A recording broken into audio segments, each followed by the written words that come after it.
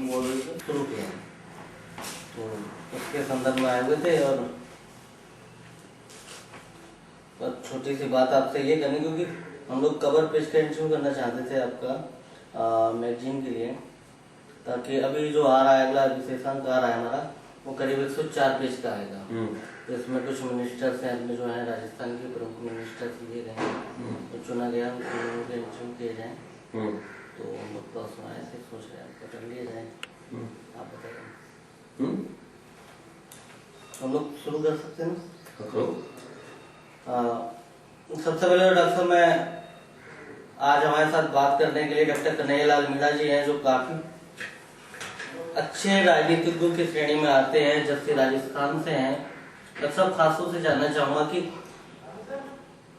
आपको क्या लगता है कि बीजेपी सरकार जो है एक बार फिर से अपने राजस्थान में सरकार बना पाएगी, नहीं बना पाएगी? नहीं बना पाएगी, बनाएगी, निश्चित रूप से बनाएगी। आपको ऐसा नहीं लगता कि कहीं पे जो जातिवाद का जो मुद्दा आज जो वसुंधरा राजे सिंह माननीय मुख्यमंत्री जी ने खड़ा कर दिया है, कहीं ऐसा ना हो कि जैसे पिछली बार माननीय अटल बिहारी वाजपेयी जी और माननीय आडवाणी जी के सोच पर पानी फिर गया था, एक तरह वो कांग्रेस की सरकार आ गई थी केंद्र में, कहीं ऐसा ना हो कि राजस्थान में दोबारा कहीं कांग्रेस का बहुमत आ जाए? देखिए, जातिवाद का मुद्दा ये वसुंधरा जी का फैलाया नहीं है।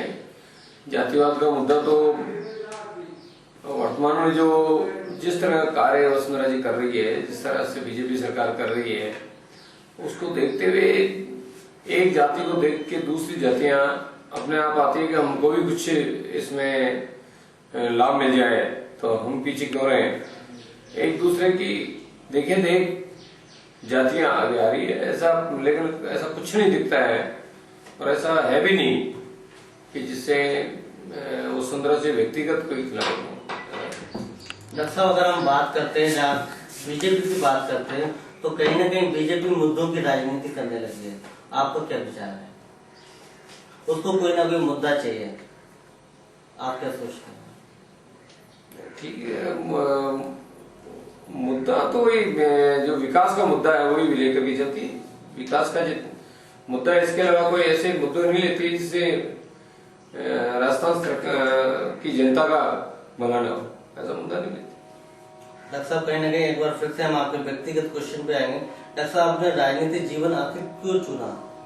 इसके अलावा आप डॉक्टर, जहाँ डॉक्टर कन्हैयालाल मीणा लिखते तो आप कहीं ना कहीं डॉक्टर तो जरूर होंगे, तो वो प्रोफेशन आपको क्यों नहीं रास आया? राजनीति ही क्यों रास है? ऐसा है, ये राजनीति तो आने का क्या है कि मैं गांव में जब लोगों के बीच में एक शुरुआत में मैंने नेहरू युवा मंडल बनाया। उस नेहरू युवा मंडल का जब मैंने पेपर में पढ़ता था, तो खास करके मैं देखता था कि भाई गांव में लोग रोजाना पेपरबाजी करते हैं, विकास का काम ले जाते हैं जगह जगह, और उससे लगता था जैसे जिलाधीश के आना, तहसीलदार, वीडियोज के आना, गांव में ये नाली बनवानी है, गांव के अंदर ये कार्य करवाना है, इन कामों के लिए तो मुझे फिर गांव वालों ने क्या किया कि सरपंच बना दिया। सरपंच बनाने के बाद में मैंने जिस तरह से विकास का कार्य किया, तो दोबारा मैं सरपंच बना तो मुझे निर्विरोध बनाया, कोई इलेक्शन नहीं हुआ, पंच, सरपंच, उप सरपंच सबके सब निर्विरोध बने। उसके बनने के बाद में क्या हुआ, ऑटोमेटिक ऐसी हो जाती है कि ये जो होगी मेरे विकास के अंदर राजस्थान में, पूरे राजस्थान में वो पंचायत फर्स्ट आई, और मुझे उस समय 1,56,000 के करीब मुझे विकास के लिए पैसा मिला था। 9 फरवरी 1977 को मैं बना था पहले सरपंच। तो विकास कार्य में भी मैंने अच्छा किया था, और उस विकास को मद्देनजर रखते हुए, जन भावना को मद्देनजर रखते हुए कि जनता की सेवा अगर कहीं कर सकते हैं अपन, तो कोई जनप्रतिनिधि बनकर कर सकते हैं। डॉक्टर साहब, पिछले समय से काफी समय से राजनीति में हैं, कहीं ना कहीं आपके राजनीतिक जीवन का एक अचीवमेंट जरूर रहा होगा। अगर हम आपके कार्यों की बात करें, तो वो कौन कौन से कार्य हैं जो जस्सी, जहाँ जो आपकी कॉन्स्टिट्यूएंसी, वहाँ के लोगों के लिए यादगार रहे हैं? देखिए, कॉन्स्टिट्यूएंसी के अंदर सबसे पहले तो जब मैं विधायक बना, तो आधे से कम 350 गांव है मेरे यहाँ, और उससे आधे से कम गांव के अंदर विद्युतीकरण थे, सबको विद्युतीकरण कराया गया। सड़कें तो बहुत नाम मात्र की थी, लगभग पूरे गांव के अंदर करीब 16 गांव को छोड़ करके, और उनके भी पड़ोस में लड़का कर रही, उन जिनकी आबादी कम थी ऐसे गांव को छोड़ करके लगभग पूरे गांव में रोडें बन गई है, मिसिंग लिंक बनी है। और इस वर्ष से देखा जाए तो 186 के करीब रोडें बनी है इस समय, मिसिंग लिंक वगैरह सब मिला करके। और पेयजल की और टैंक बने गांव के अंदर, पेयजल स्कीमें लागू है। 5.5 करोड़ की तो ऐसे गांव में थी जहां बिल्कुल खारा पानी था, और फिर लेवल पर पेयजल स्कीमें बना करके लागू की गई। पानी की है, सड़कों की है, और अपने टमाटर मंडी का मैंने खुलवाया है, टमाटर का एग्जीबिशन लगाया। लोग टमाटर पहले करते नहीं थे, और लीवर कंपनी जो है वहां हमारे यहाँ आई और आकर के उसने प्रदर्शनी लगाई। प्रदर्शनी लगाने के बाद में लोगों ने टमाटर में आज हिंदुस्तान में नहीं, हिंदुस्तान से बाहर भी हमारे यहाँ का टमाटर जा रहा है। मेरे क्षेत्र बस्सी का टमाटर अलग ही नजर आता है, दिल्ली में भी। और ये बस्सी का टमाटर इंडिया के मैप के अंदर ये लगने लगा है कि वहाँ ये टमाटर यहाँ का है, बस्सी का है। और जैसे मेट्रो डेयरी का भी करवाया मैंने, इजरायली जो किसान फार्म का है विकसित खेती के लिए, ये भी मेरे यही मेरे क्षेत्र में ही मैंने लिया है, उसको करवाया सरकार से कह करके। अभी भी कुछ ऐसी समस्याएं रह गई होंगी जो पाइपलाइन में जो चल रही हैं, जो आगे कहीं ना कहीं उनको विकास में लाया जाएगा, वो कौन कौन सी समस्याएं इसमें है? देखिए, समस्याएं अभी जैसे प्राइवेट कॉलेजेस तो बहुत है हमारे जैसे, लेकिन फिर भी बहुत समस्या है। महाविद्यालय नहीं है मेरे यहाँ, बालिका महाविद्यालय होना चाहिए, वो नहीं है, क्योंकि बालिकाओं के लिए अलग से होना चाहिए। और विद्यालय को क्रमोन्नत करने का जो कार्य राज्य सरकार ने और बीजेपी सरकार ने जो किया है, वो एक ऐतिहासिक कार्य किया है। कोई ऐसा पंचायत हेडक्वार्टर नहीं छोड़ा है जिस पर सेकेंडरी स्कूल नहीं हो, और इस बार तो बजट में कोई सीनियर सेकेंडरी में कोई ऐसा पंचायत घर नहीं छोड़ा जिसमें सीनियर सेकेंडरी विद्यालय नहीं होगा। ये पहला राज्य होगा जिसमें इस तरह की विद्यालय हुए।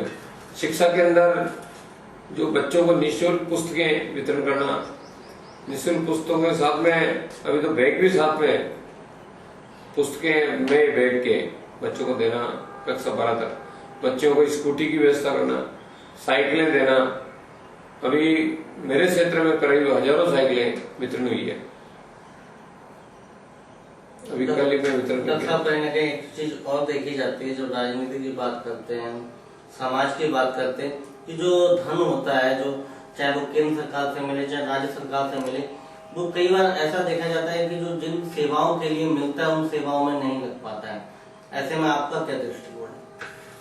नहीं, देखिए ऐसा है, वो लग नहीं तब नहीं लग पाता है जब आदमी यदि जागरूक रहे नहीं तो निश्चित रूप से पैसा लगता है। ये सही है कि कई बार हमारे नेता कहते रहते हैं भाई दिल्ली से पैसा आता है, आने पर वो 15% ही लग पाता है। ऐसा वो टाइम गए हैं, अब नहीं है वो सब। लेकिन ये जरूर है कि फिर भी कहीं कहीं चीजत होती है इसमें। चीजत होने का मतलब मैं नहीं मानता कि चीजत कहीं आगे दिल्ली में हो रही हो या स्टेटों में हो रही है, ऐसा मैं नहीं मानता कहीं। वो पैसा वहां से सारा का सारा कहा जाता है जो कार्य वर्किंग कमेटी है जिनमें वही होता है, कुछ होता है जो और कोई नहीं होता है। डॉक्टर साहब, चलते चलते एक बात मैं आपसे जरूर जानना चाहूंगा कि आप इस समय एमएलए हैं, आगे की राजनीतिक जीवन में क्या अपेक्षा रखते हैं आप? खासतौर से आगे का भविष्य जो है, हर व्यक्ति का एक सपना होता है कहीं ना कहीं मुझे मिनिस्ट्री मिलनी चाहिए। कुछ ऐसा कोई सपना आप? मिनिस्ट्री मिलना नहीं मिलना ये क्या है, ये मुख्यमंत्री का प्रिविलेज होता है, वो चाहे तो बनाए नहीं चाहे तो नहीं बनाए, उसकी नहीं कहीं ना कहीं डॉक्टर साहब के अंदर इच्छा होती है, सबकी इच्छा होती है कि मुझे मंत्री बनना चाहिए, मंत्री बनने की सबको होती है। चलते चलते आप बस्ती वासियों के लिए क्या शुभ संदेश देना चाहेंगे? मैं बस्तीवासियों के लिए यही देना चाहता हूँ कि जो मैं तो ईश्वर से ये कामना करता हूँ हमारे बस्ती क्षेत्र के लोग फले फूले आगे बढ़े।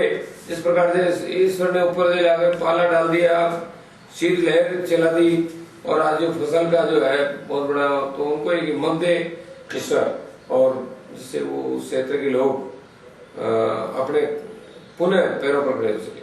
अच्छा, आपने साक्षात्कार ब्यूरो साक्षात्कार.com से बात की, इसके लिए धन्यवाद।